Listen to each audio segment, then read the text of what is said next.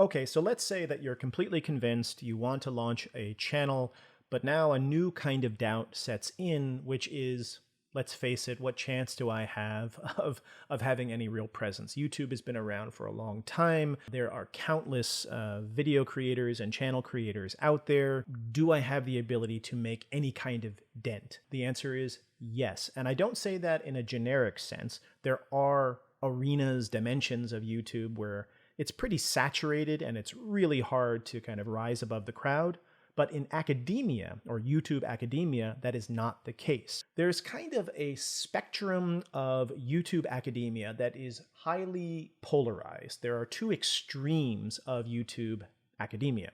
One of them is basically 45-minute videos, hour-long videos, where someone put a camera in a room and pointed it at someone at a lectern talking. In other words, it's basically just a lecture, a conventional lecture, or a conventional class in a classroom, just with a camera pointed at the person talking. There is no editing, long periods of silence, very poor audio quality and poor lighting, no effort to splice in, for example, the slides that the presenter is using and the presentation. It's just sort of all together. In a nutshell, no one likes them.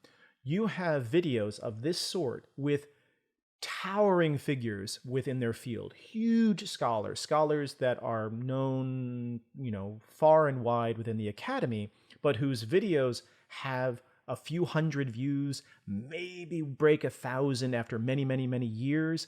And that's not because of the scholars themselves, but because as a viewing experience, these kinds of videos are pretty awful to watch. On the other end of the spectrum, however, is basically infotainment.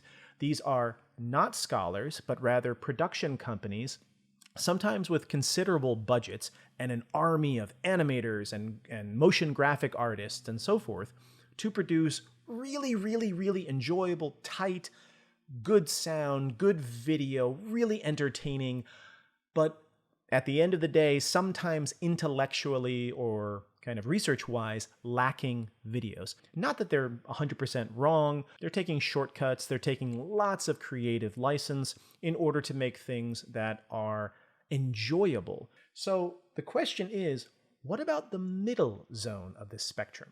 Who lives there?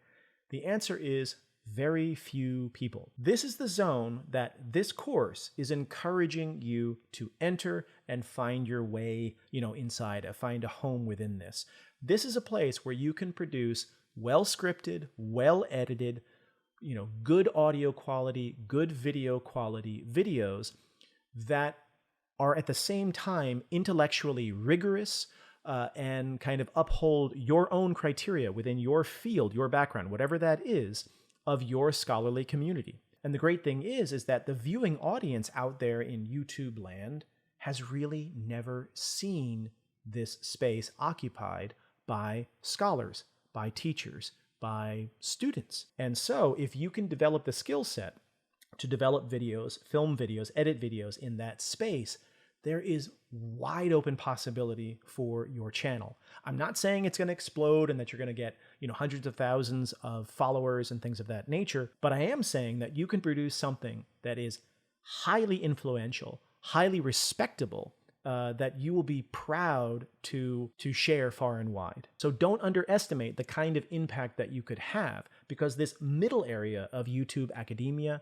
is basically wide open. Your homework for this lesson is to download the course material and go out and find an example of these two extremes that I've discussed.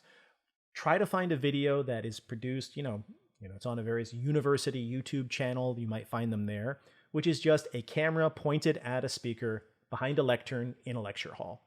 And then go and try to find what I mean by one of these infotainment-style, often animated channels. And then try to imagine the space in between these two extremes where your channel could live.